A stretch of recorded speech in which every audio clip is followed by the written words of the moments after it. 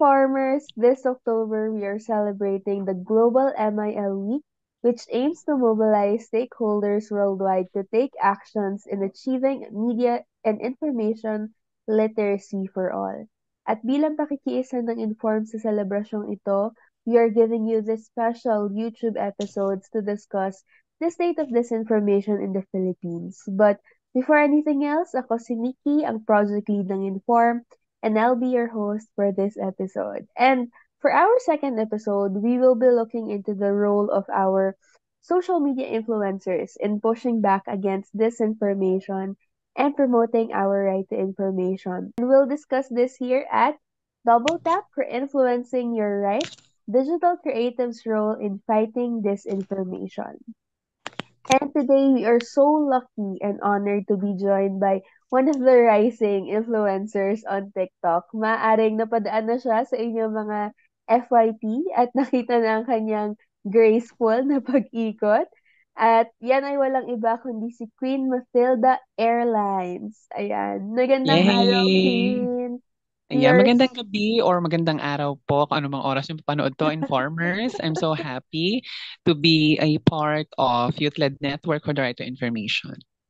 Maraming salamat. Super happy talaga na ikaw ay naimbitahan namin for this YouTube series, no? So, it's very important to talk about yung role talaga ng mga social media influencers right now in fighting disinformation, no? So, actually, dito sa episode na ito na Double Tap for Influencing You, right? We want to discuss with you specifically, Matilda, how influencers can actually be key actors in helping push back against disinformation. Pero bago yon, no, medyo konting background muna kung about yourself. So, how did Queen Matilda came to be? Paano ka nagsimula and what is the inspiration behind your kumbaga online persona and bakit pag-ikot sa poll yung naisip mong gimmick on TikTok? Ayan. So, talagang yung aking story, no, ay talagang funny talaga siya, no? Talagang nakakatuwa. Kasi yung pag-ikot ko ay hobby ko lang talaga siya nung bata, no? So parang just to give you a context, merong subdivision sa amin sa amin dito na ngayon merong ano nun, may madadaan ng poste, tas tatlo siya. Pero ngayon, pundasyon na lang siya ng tindahan. Oo. So, noon, pag malayo pa lang, nakikita ko na siya, tumatakbo na kaming magkakaibigan. So, ako yung, di ba, dahil tatlo yung pole, ako yung sa gitna. Tas dahil maliit pa ako dati, kaya ko siyang umikot from taas to the surface. Oo. So, talon tayo sa modern age, no, na I went viral December 2022, which is last year. So wala pa akong isang taon, no, sa mundo ng social media. Um, sa viral video ko, makikita lang na yung friend ko ay nagvi-video, tapos bigla na lang akong nahagip ng camera na bigla akong tumakbo sa gilid. Ganun na ganun yung Mm. excitement ko noon. Kumbaga pumasok lang sa isip ko na what if kaya ko pa, kasi nakakamiss yung pakiramdam na parang kang lumilipad. Ganun po yung nasa Mm. isip ko that time. So, ngayon, yun, pag-ikot ko yan, it went viral, hinanap ako ng tao, gumawa ako ng account, nakapag-desisyon na ako ng panindigan, yung pagiging TikToker. Pasko na, oo, yon. So, si Matilda, sa viral video ko, binanggit ko na, my name is Matilda, yung dulo, pagka-landing ko after ng smooth na ikot. Binanggit ko siya kasi yung Matildang pangalan ay hango sa isang ML player, no? Kilalang kilala to ng mga ML players natin dyan, ng mga informers. Si Matilda ay may special skill or kapangyarihan na lumipad. Tapos, kaya ko nabanggit na my name is Matilda kasi sa isip ko noon, kung paano ako umikot sa pole, ganun na ganun yung motion ng katawan ni Matilda pag lumilipad bago niya atakihin yung kalaban niya. So, nung unang bugso ng viral videos ko, una ko talagang mga dumaming followers and viewers, mga ML players, lalo na mga kabataan. Mm. And then, dahil Paskuhan yon, nag-rebrand ako pagkapasok ng January agad. So, sabi ko kasi noon ay, hindi ko alam kung ano yung magiging branding ko, hindi ko alam kung magiging sino ako next year, Mm. which is ngayong taon, no? Dahil hindi pa naman ako si Matilda before, kasama na tayo sa mga advokasya, parte na tayo ng mga progressive organizations, no? So yun na lang yung naisip ko na nadalhin na Mm. hindi ko tinatanggal yung hinahanap ng tao, which is yung pag-ikot. At malaking tulong yung hindi ko nag-rebrand man ako ng content pero hindi ko tinanggal yung nakakahook ng attention ng tao, which is yung Mm. pag-ikot. So yun lang ang quick ano muna background. Actually, parang still the same, no? You mentioned na si Matilda na ML character, umiikot muna bago atakihin yung kalaban. So, ikaw, umiikot ka muna bago ka naman raise ng awareness at Yes po. mag-inform. Very pasok doon sa character talaga ni Matilda. You mentioned na before ka pa maging influencer on TikTok at bago ka pa naging viral, parte ka na ng iba't ibang organization din. So, I see and everybody knows na yung mga contents mo rin ay mostly political and it touches on different advocacies. Pwede mo ba kaming bigyan lang ng brief na parang kwento? Paano ka originally nag-start? Ano yung, saan ka unang, maybe organization? Ano yung entry mo to the advocacy world? Ganyan. Ayan.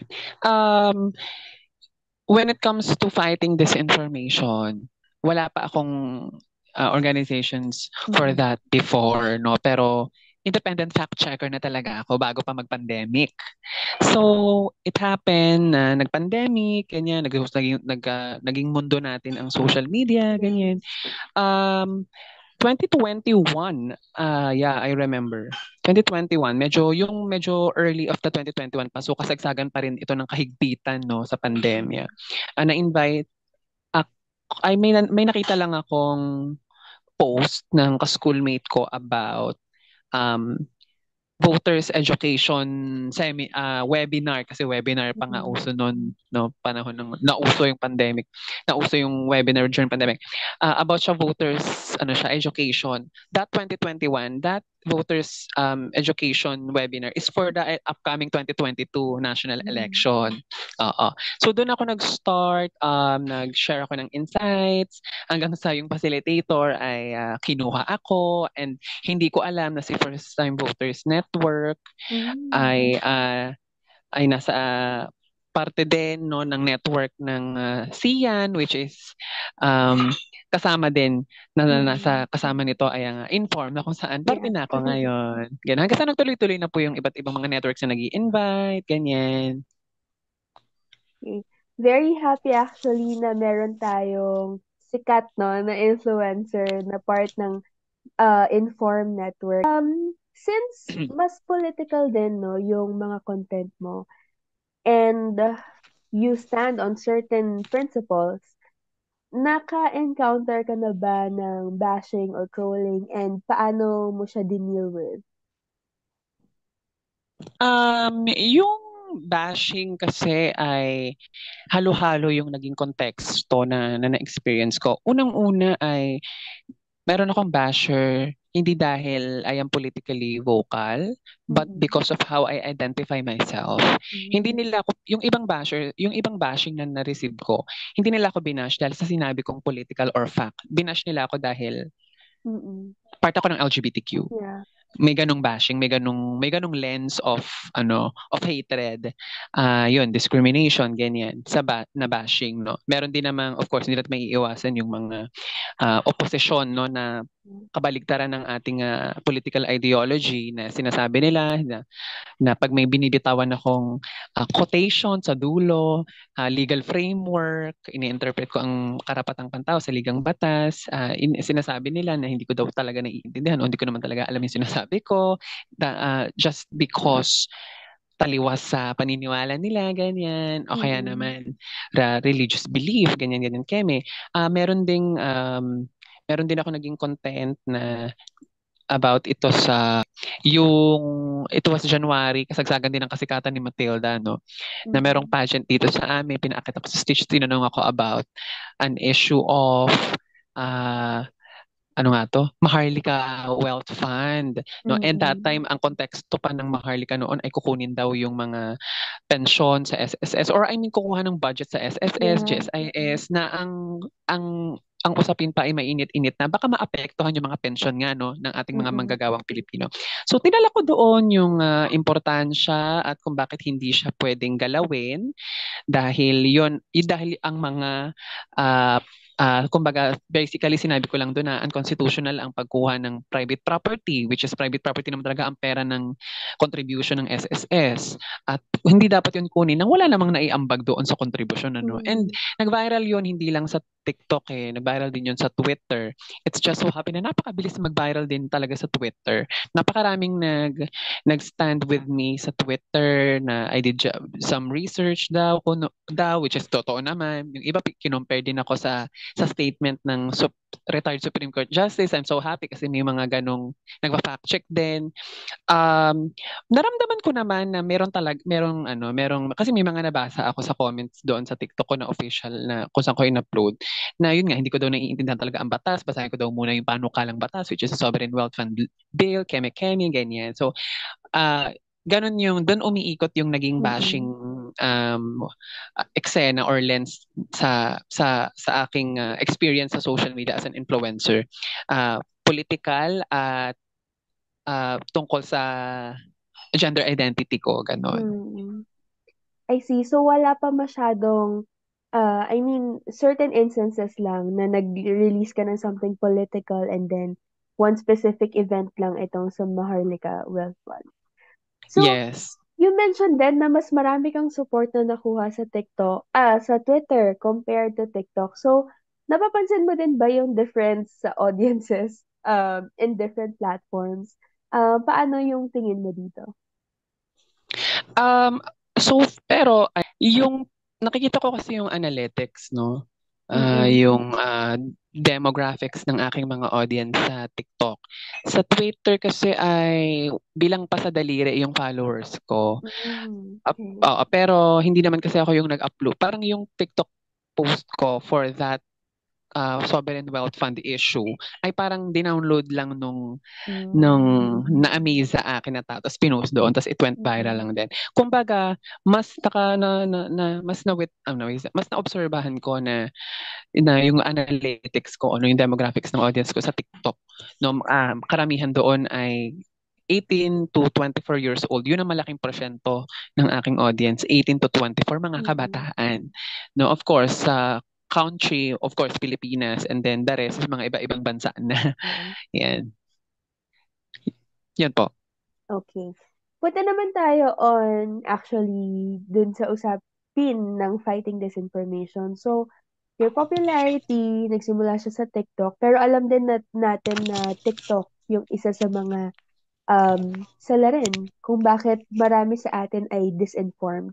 And yung ano kaya yung advice mo on young people like us na users ng platform na ito? How can they protect themselves from disinformation? Kasi ang bilis ng pasok ng information, no, sa TikTok kasi ilang seconds lang siya nag-run and I don't see any, kumbaga, walang masyadong maraming espasyo on TikTok to actually do a mahabang title, mga Explanation. captions, right? So yeah, paano kaya mapoprotektahan ng mga users yung kanilang sarili? Nung well, sa mga naging communications training na aking naka-attenan, dumating din ako sa point na I'm with media personnel. Thank you so much Mm. sa Inform, sa pagdala sa akin sa Philippine Center for Investigative Journalism, no, na natutunan ko din, no, na when it comes to fighting disinformation, kalaban talaga nating mga social media influencer. I mean, kalaban nating mga fact checkers or yung Mm. tayong mga nag-spread ng uh, tayong mga nakikipaglaban sa disinformation ay yung algorithm ng social media, no, yung algorithm na tinatawag.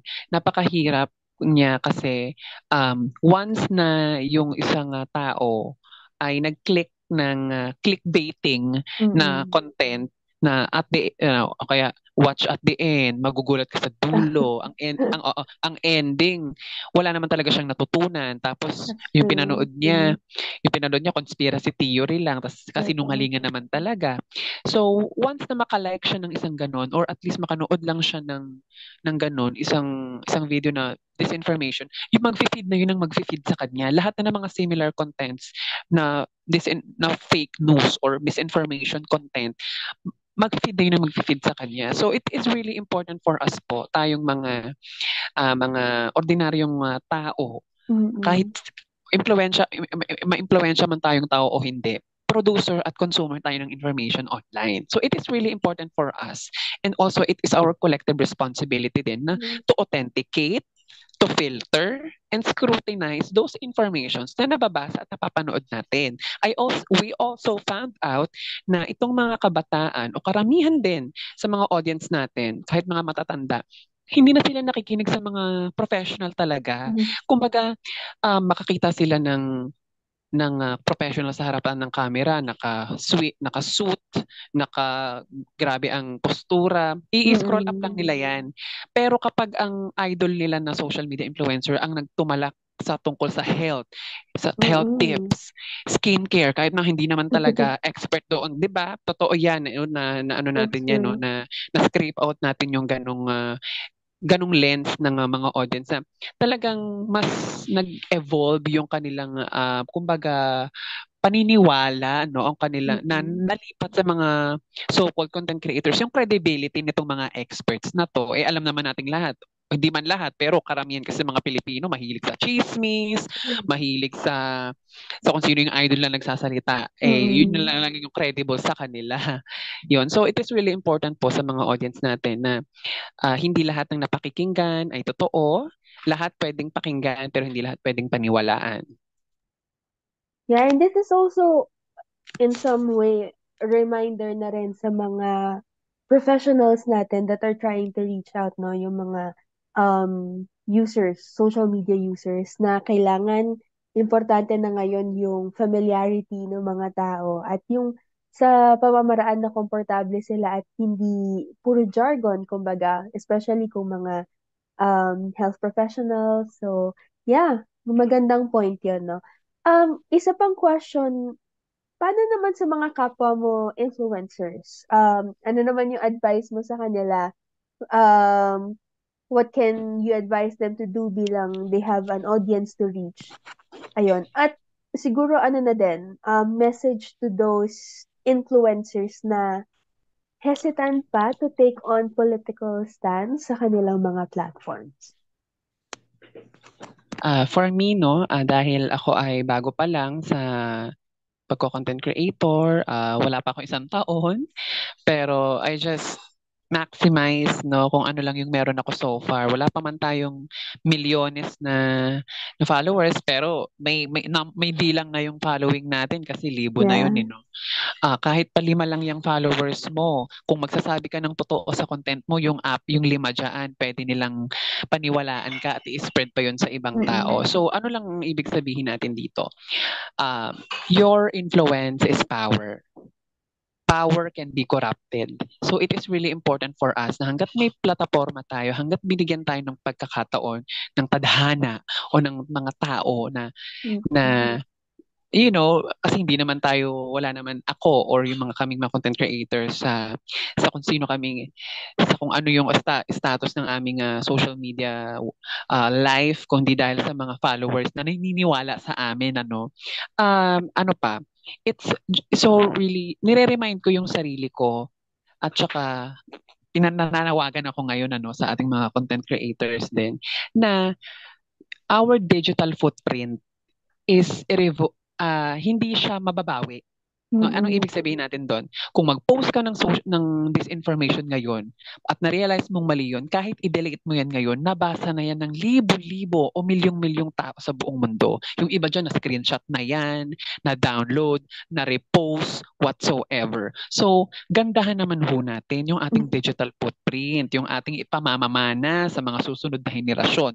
Dahil alam naman nating lahat na yung teknolohiya ay lubhang mapanganib at Mm. nakakatulong kung gagawin nating produktibo. Yeah. Mapanganib kung gagamitin natin siya into something na hindi healthy sa mentalidad at sa magiging buhay no ng mga kapwa nating social media users. So, yun po sa mga kapwa natin content creators, use your platform wisely dahil at the end of the day, what you have done to the goodness of your community will always be greater than just a temporary popularity.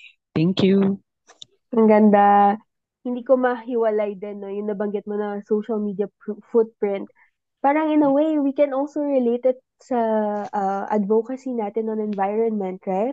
The more carbon footprint na iniiwan natin, the more na Correct, correct. hindi nakakahinga ang ating mundo. So that's very true, no? In this age of social media, your influence really is your power, and influencers must really use their platform wisely and for the good na kasi nandyan na yung influence, nandyan na yung Correct, viewers and correct. everything.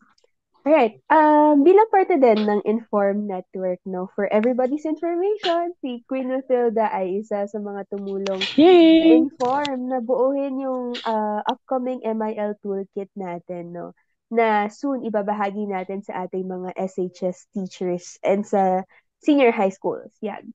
On an influencer's lens, ano pa kaya sa tingin mo yung mga katulad na grupo ng Inform and other organizations can do more about using social media as a tool to fight disinformation?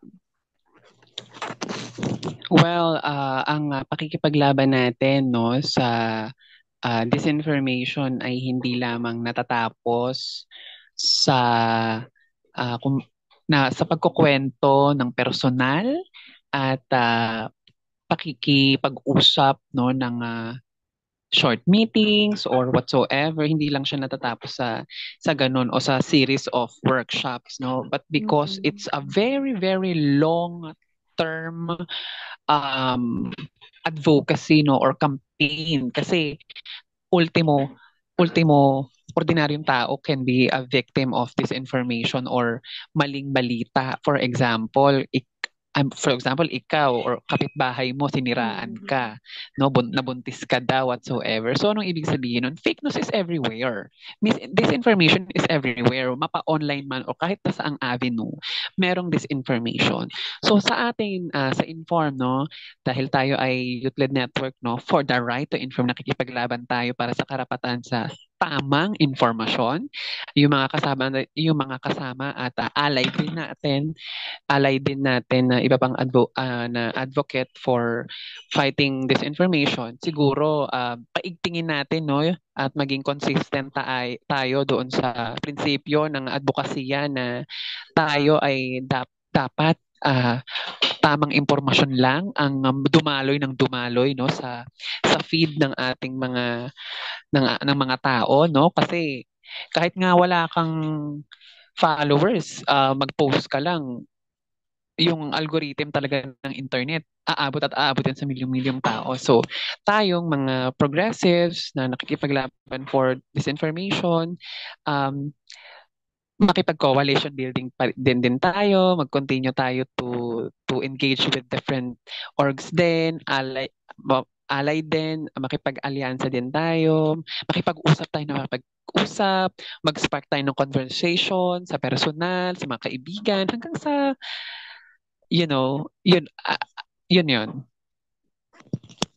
Ayan. Thank you so much again, Matilda, for being with us in this episode. But before we finally wrap up this conversation, baka may gusto kang i-promote to our informers and our viewers. Saan ka ba nila pwedeng i-follow sa mga hindi pa naka-follow sa'yo?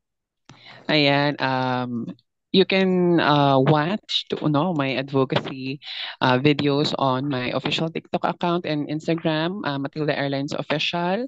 At inaanyayahan ko po kayo, mga informers, no? At para po sa darating na Media and Information Literacy Summit sa UP Diliman, ito Yes. ay mangyayari sorry, Ate Nikki, kailan nga to ulit? Pakicorrect ako. October 28 and 29. Yun, 28 and 29 ako, marami may mga pa-quiz bee, may mga Yes. booths. Nako, punta kayo sa booths ng Inform at Be Informer. Tara na. Yay! Salamat ulit, Queen Masilda. And that's a wrap for Double Tap for influencing your right digital creatives role in fighting disinformation. And I'm sure na maraming nakuhang kaalaman and tips on using social media to fight disinformation ng ating mga informers and viewers. And again, yung nabanggit ni Matilda kanina, in this age of social media, your influence is your power. So, parati natin yan tandaan. And para updated ka sa mga susunod na episode ng series na ito, feel free to follow Inform sa aming mga social media platforms at InformPH sa Facebook, sa TikTok, and sa Instagram, and subscribe also sa YouTube channel natin at CN Pilipinas. Ayan. Again, this is Nikki, and let's all push back against disinformation and promote our right to information at sama-sama tayong maging informed. Maraming salamat, Matilda! Thank you so much everyone. Ingat kayo.